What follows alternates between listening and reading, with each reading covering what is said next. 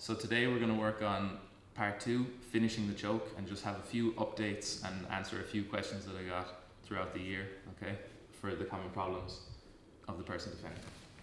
So one of the big things, the questions that I've been getting is about locking. Once I'm through on the rear naked choke, I have the shoulder grabbed, okay? Sometimes people are having issues pulling the arm out here, okay? Because Alex knows that I pretty much need the second arm to defend, to lock the choke. So he's going to try and avoid me taking this out, okay? Some people are trying to bring it out this way, and even if I get it out now, it can be awkward for me to fit my hand behind his head, okay? And I'm kind of bunched up a bit here.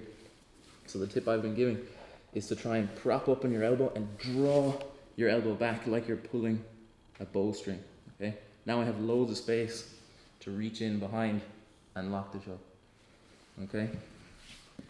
If you're having trouble pulling this arm out, try and get under the chin and start to put a bit of squeeze, okay? And then eventually, even if I just hold it at 20% squeeze for 20-30 seconds, Alex will have to respect it and start to let go, okay? And I'm always having this tension, pulling my arm back, and then I can peel and lock, okay? The other problems that people were having with locking the choke is once I'm through, if Alex glues his head to my shoulder, he's starting to bridge into me. People were having issues getting the hand in behind the head, okay? But one thing you can do, if I move my head out of the way, I can start to bring my hand along the side of Alex's head, okay? As it comes in along the side to reach for my shoulder, I'm just going to clamp my elbow down and reach up to my other shoulder, okay? Don't worry about getting to the bicep with the rear naked choke. It's actually kind of awkward. If you have the cue to look for your bicep, it ends up getting in the way of the lock sometimes. I just think as long as my choking arm is blocked and locked in position, you'll be fine. So I usually end up getting around my shoulder area, okay? So for this one, if Alex is bringing his head into me, I can't fit it behind, move my head out of the way, bring my arm through to my shoulder, and now I can start to clamp over the top and lift my hand up to my shoulder. I can get a strong squeeze, okay? Last little tip here for locking the normal rear naked choke. If I start to get through but I feel I can't get my arm deep enough, Alex might be grabbing my hand, different things here. I just feel like it's bunched up. It can be helpful to try and sit up, get the Gable grip, try and get my grip deeper.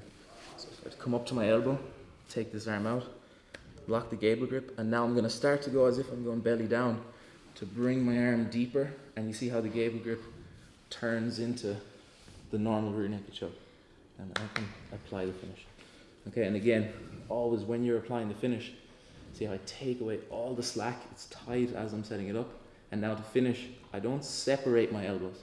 I bring my elbows together and hug them into my chest and build up the choke nice and slow. Okay, so elbows together, hug it in, and just build it up, okay? Last little tip on finishing the choke for today is the difference between the one arm rear naked choke and the short choke, and how I'll finish the two of them. Okay, so usually this situation comes when I have Alex's arm trapped, however I get there, okay? The one arm rear naked choke, I would be fully deep, so my elbow lines up with his chin, okay? And if I want to finish this with one arm, I need to make sure that it's fully under the chin. Okay, and usually I'll build this up to about 20-30% squeeze, and I have to hold this for a long time. It's kind of a slow burn. If I go too hard with this, it won't be enough to get the job done quickly. Okay, but a lot of the time I put the pressure with the one arm rear naked choke. Alex starts to freak out and start to defend, and that gives me space to lock the full rear naked choke and then finish. Okay, the short choke is a little different. I want to go as shallow as I can with the grip, and it's more of a quick finish.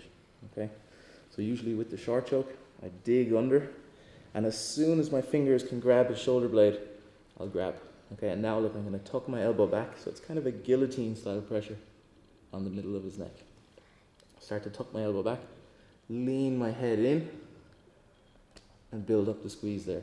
Okay, and if at any stage Alex freaks out so much, he starts to move and defend, again, I'll bring my other arm through, lock the full rear naked choke, and apply our finish. Okay. Don't forget as well to check out the video from the last series with finishing the choke. Most of the really important details for lacking of finishing are going to be in that one, and then this is just a couple little updates that hopefully helps. Okay, see you guys in the next video.